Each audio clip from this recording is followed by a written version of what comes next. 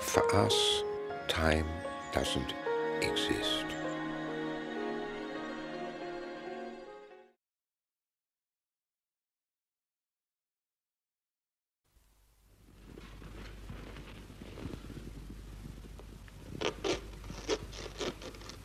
This is the first of 4 programs in which I want to question some of the assumptions usually made about the tradition of European painting.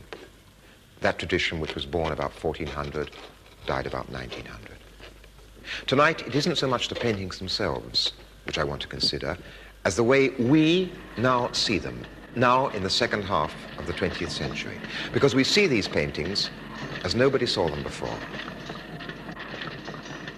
If we discover why this is so, we shall also discover something about ourselves and the situation in which we are living.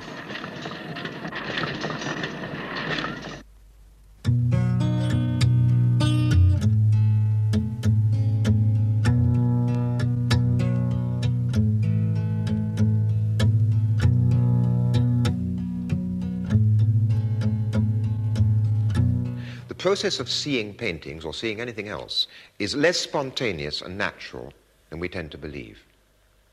A large part of seeing depends upon habit and convention. All the paintings of the tradition used the convention of perspective, which is unique to European art. Now, perspective centers everything on the eye of the beholder. It is like a beam from a lighthouse, only instead of light traveling outwards, appearances travel in. And our tradition of art called those appearances reality. Perspective makes the eye the center of the visible world. But the human eye can only be in one place at a time. It takes its visible world with it as it walks. With the invention of the camera, everything changed. We could see things which were not there in front of us. Appearances could travel across the world. It was no longer so easy to think of appearances always traveling regularly to a single center. I am an eye, a mechanical eye. I, the machine, show you a world the way only I can see it. I free myself for today and forever from human immobility. I'm in constant movement.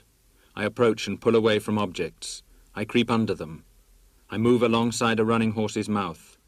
I fall and rise with the falling and rising bodies. This is I, the machine, maneuvering in the chaotic movements, recording one movement after another in the most complex combinations.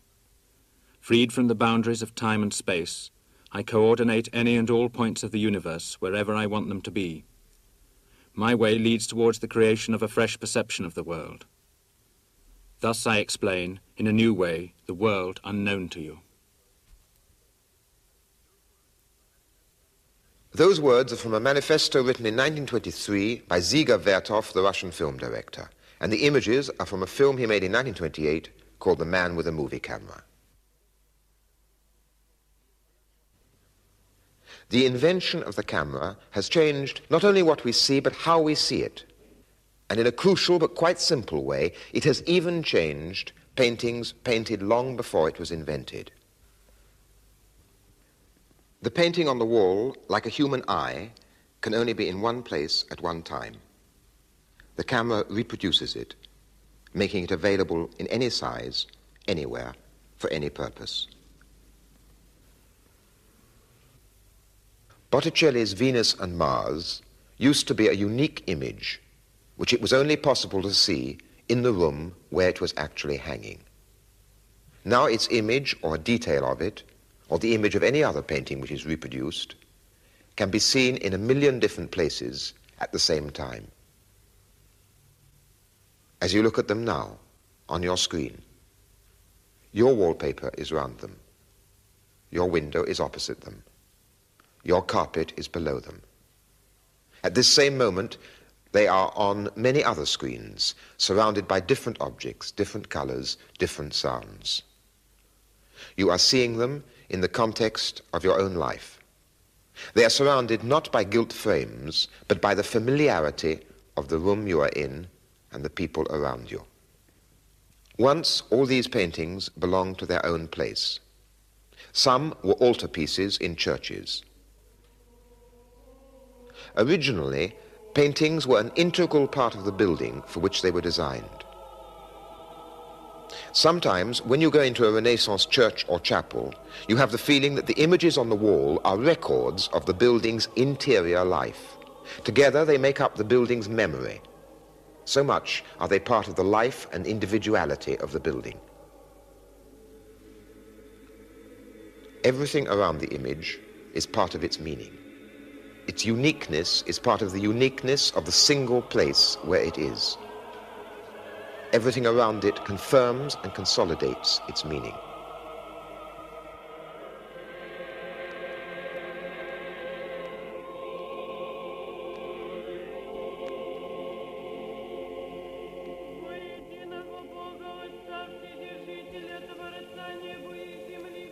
The extreme example is the icon.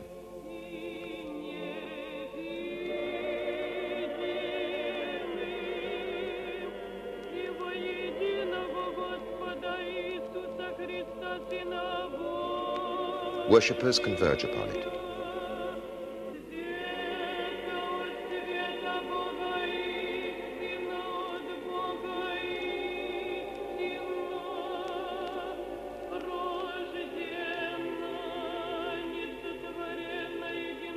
Behind its image is God.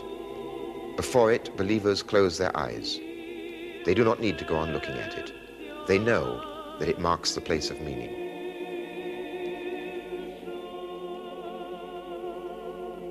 Now, it belongs to no place, and you can see such an icon in your home.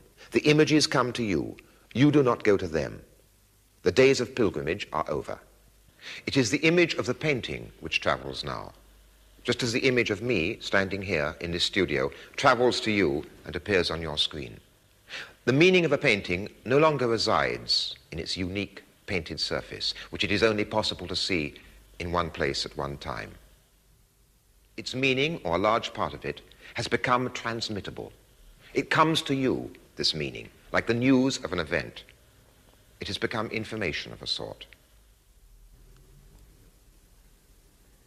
The faces of paintings become messages, pieces of information to be used, even used to persuade us to help purchase more of the originals, which these very reproductions have in many ways replaced.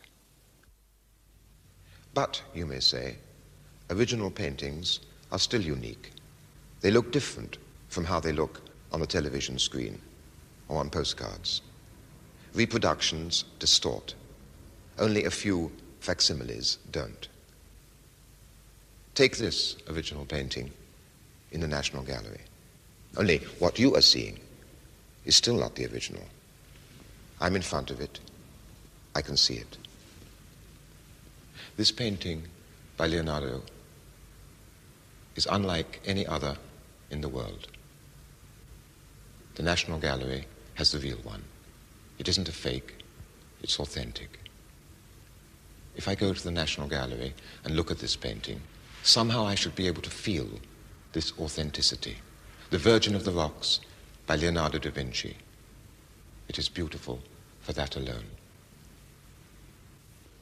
Nearly everything that we learn or read about art encourages an attitude, an expectation, rather like that. The National Gallery catalogue is for art experts. The entry on this painting is about 14 pages long, densely written. They are about who commissioned the painting, legal squabbles, who owned it, its likely date, the pedigree of its owners. Behind this information lie years of research. What for? To prove beyond any shadow of doubt that it is a genuine Leonardo, and to prove that an almost identical painting in the Louvre is in fact a replica.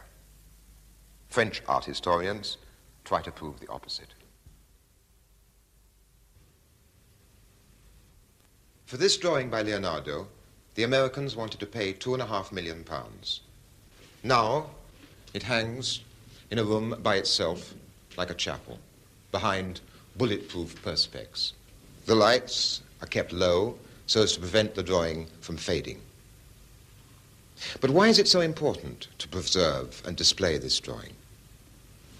It's acquired a kind of new impressiveness, but not because of what it shows, not because of the meaning of its image. It's become mysterious again because of its market value. And this market value depends upon it being genuine. And now it is here like a relic in a holy shrine. I don't want to suggest that there is nothing left to experience before original works of art, except a certain sense of awe, because they have survived, because they're genuine, because they are absurdly valuable. A lot more is possible, but only if art is stripped of the false mystery and the false religiosity which surrounds it. This religiosity, usually linked with cash value, but always invoked in the name of culture and civilization, is in fact a substitute for what paintings lost when the camera made them reproducible.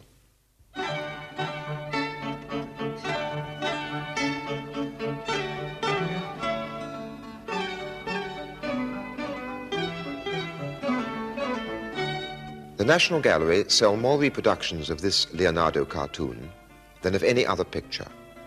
But what are the meanings these reproductions acquire in each home when they're hung or pinned to the wall? And how different are all these meanings from its original one, when Leonardo first worked on it to work out an idea for a painting? The camera, by making the work of art transmittable, has multiplied its possible meanings and destroyed its unique original meaning. Have works of art gained anything by this? They have lost and gained. Let me try to explain how. The most important thing about paintings themselves is that their images are silent, still. I can't demonstrate the stillness, for the lines on your screen are never still. And in a sense, the pages of a book are never still. But I can demonstrate the silence.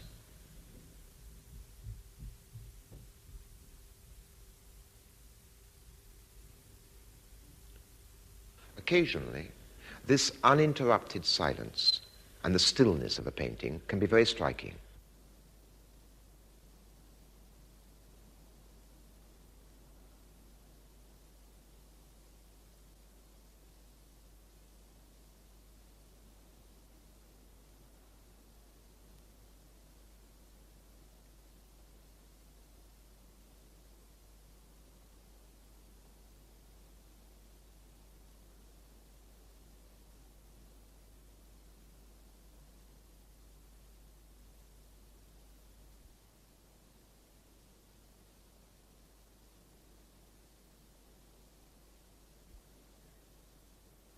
The experience of this has almost nothing to do with what anybody teaches about art. It's as if the painting, absolutely still, soundless, becomes a corridor, connecting the moment it represents with the moment at which you are looking at it.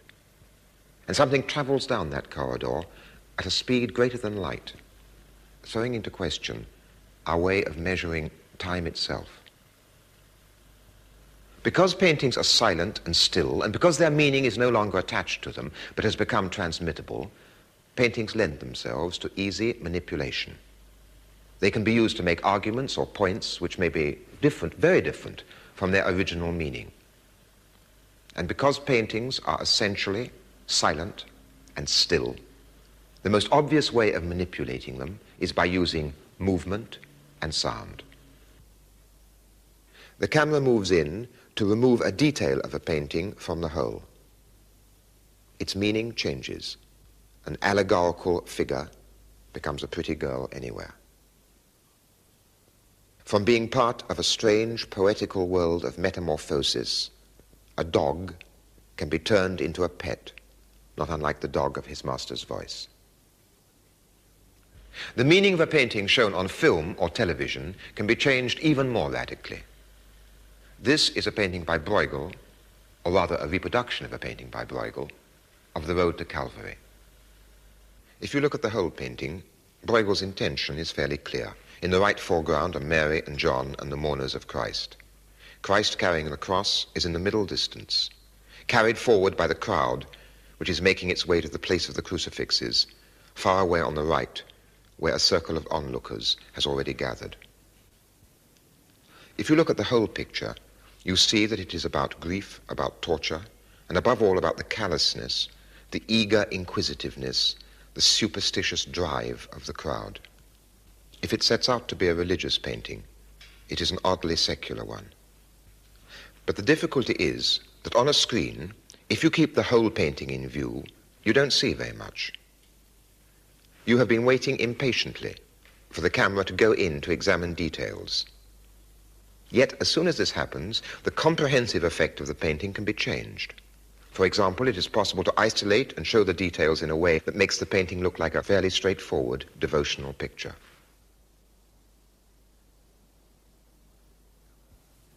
With a different camera movement again, it can be shown as an example of landscape painting. Or details can present it to you in terms of the history of costume or social customs. Most easily, it can be presented as a story. The two thieves being carted to the place of crucifixion, Christ carrying the cross. In a film sequence, the details have to be selected and rearranged into a narrative which depends on unfolding time. Yet, in the painting as a whole, all these elements are there simultaneously.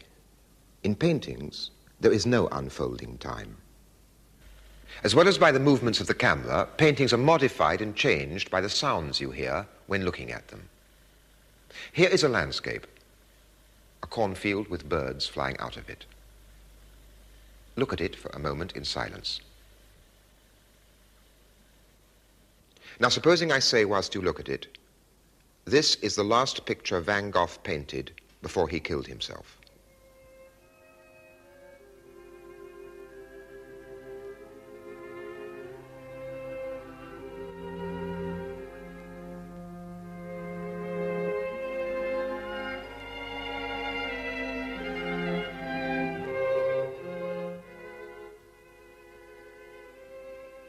Words you notice consciously.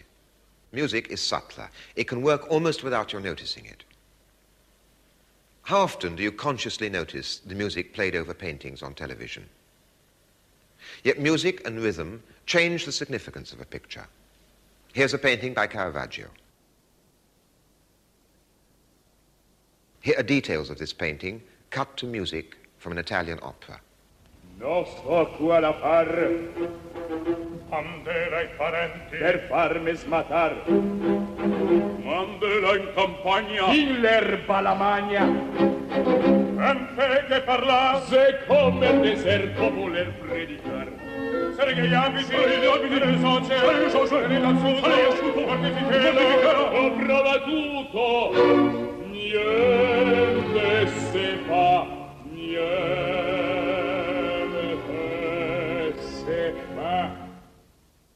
Now cut to a religious chorale.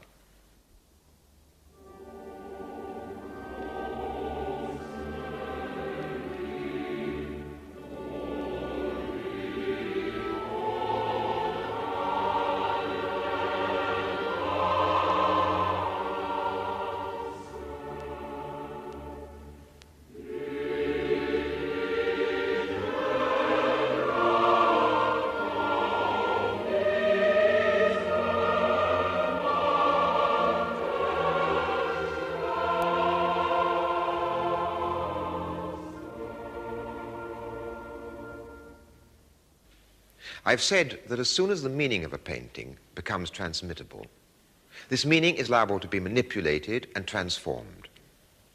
It's no longer a constant. It's changed by the camera which moves, by words put around it, by music played over it. Now lastly, paintings can be changed in another way.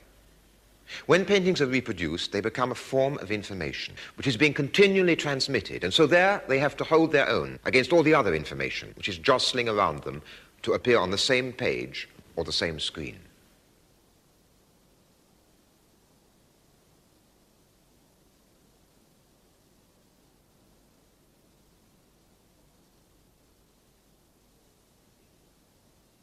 The meaning of an image can be changed according to what you see beside it or what comes after it. Let's try a last experiment. We put the image of this well-known painting by Goya on your screen. You look at it in the context of what I'm saying. in the context of my image in relation to it.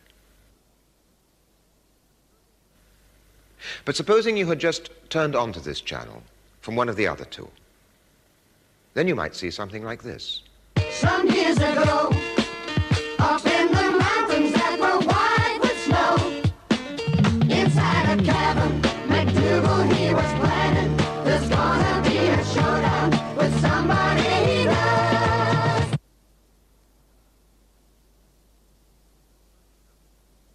And supposing now you turn off from our channel onto one of the others.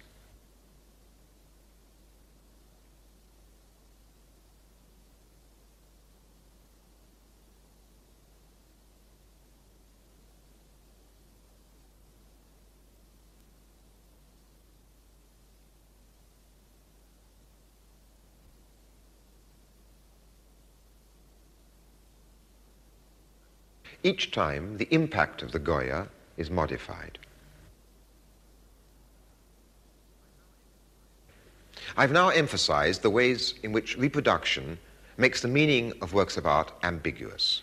This is not as negative as it necessarily sounds if we realize what is happening. What it means, in theory, is that reproduction of works of art can be used by anybody for their own purposes. Images can be used like words. We can talk with them.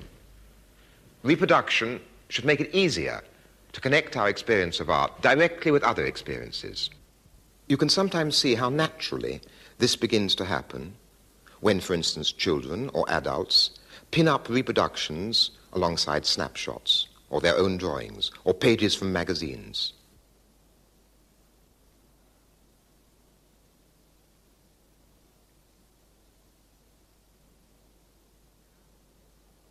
There, everything belongs to the same visual language, used for describing or recreating experience.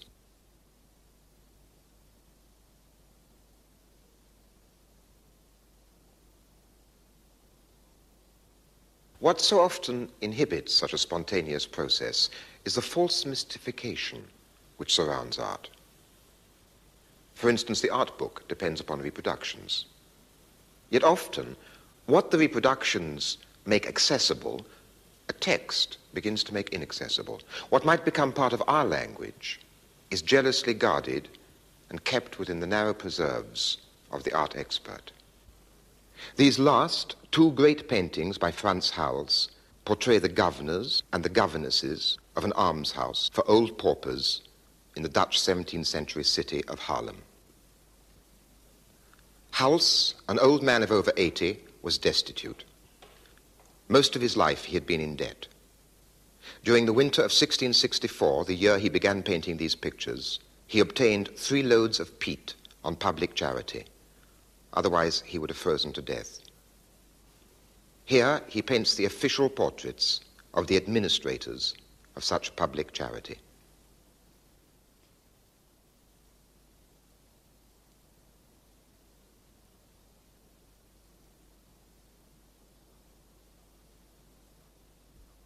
Reproductions in color or in black and white, showing the whole or showing details, make these two paintings easily accessible. Yet this is how these images are introduced. Each woman stands out with equal clarity against the enormous dark surface, yet they are linked by a firm rhythmical arrangement and the subdued diagonal pattern formed by their heads and hands. Subtle modulations of the deep, glowing blacks contribute to the harmonious fusion of the whole and form an unforgettable contrast with the powerful whites and vivid flesh tones, where the detached strokes reach a peak of breadth and strength. In the portrait of the men, House's old tendency of creating an impression of casual informality and the instantaneousness recurs. But the pictorial unity appears less successful than in earlier works. The intense light areas of the flesh tones, the great expanses of white linen, and the daringly broad red touch on the knee of the man on the right tend to jump and are not fully integrated into a coherent design. That is a quotation from the most comprehensive book on Hals in English. It was published last year. It's as though the author wants to mask the images, as though he fears their directness and accessibility. As in so many other pictures by Hals, The penetrating characterizations almost seduce us into believing that we know the personality traits and even the habits of the men and women portrayed. And in the case of some critics, the seduction has been a total success. He speaks of seduction disparagingly. Yet what is this seduction? It's nothing less than the painting working on us. If the characterization is, as he says, penetrating, it penetrates to reveal something. It's as though he doesn't want us to make sense of it in our terms. And when he sums up, he resorts to meaningless generalizations. We attempt to control the powerful impact his paintings make upon us by considering the tradition in which he worked and the range of possibilities open to him. The effort only increases our admiration for House's unwavering commitment to his personal vision, which enriches our consciousness of our fellow men and heightens our awe for the ever-increasing power of the mighty impulses that enabled him to give us a close view of life's vital forces. This is mystification. Children, until they are educated out of it and are forced to accept the mystifications, look at images and interpret them very directly. They connect any image, whether from a comic or from the National Gallery, directly with their own experience. I showed a reproduction of the Caravaggio to a group of school children. I think it could have been they stole the food. And one of them saying, I'm not going to eat it, it's stolen food. And he's going, why not? Something like that. You think he wants to get up? Yeah. He looks as if he's a bit Just about to come to the table. He's being all romantic and she wants to go away and do something. I think that might be Jesus. What makes you think it might be Jesus? Well, he's in the center of the table and he looks like he might be a leader of some kind. Looks like a sheep to me. And they've got the food on the table there. Yes, but they haven't got bread or wine. And some Yes. What do the rest of you think about him saying that it might be Jesus? I don't think it's Jesus. He's got his own opinion. Could be. Some of you think it's a man, and some of you think it's a woman. I think it's a woman. I think it's a woman. Because she's got Too fat to be a man. It looks as though they're all going to jump out and kiss her, because no, she just sits there. And he's got his arm out to cuddle her, and he's jumping up and run round. I think it's a man. I think it's a woman. I think it's a woman. There's no bristles even. Yes, but he hasn't got any bristles. He got a moustache. Yes, but he hasn't got any bristles. But all of no, not quite all, but most of the boys thought that he was a man, and most of the girls, you thought she was a woman. I'm not sure. And you said he was perhaps both. Because they were really looking and really relating what they saw to their own experience, they recognized something that most adults wouldn't. Without knowing the artist's name, let alone anything about Caravaggio's life, or the fact that he was a homosexual, they immediately saw how sexually ambivalent the principal figure was. I can't pretend to the clairvoyance of children, but in the next 3 programs, I'm going to try to relate the experience of art directly to other experiences, and to use the means of reproduction as though they offered a language, as though pictures were like words rather than holy relics.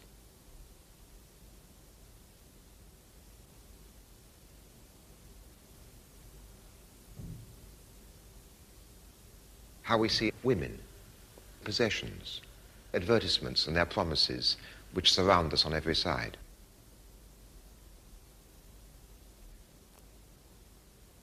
But remember that I am controlling and using for my own purposes the means of reproduction needed for these programs. The images may be like words, but there is no dialogue yet. You cannot reply to me.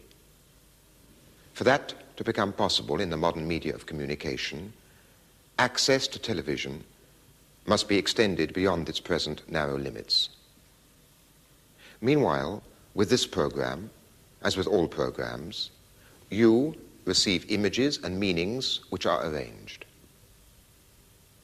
I hope you will consider what I arrange, but be skeptical of it.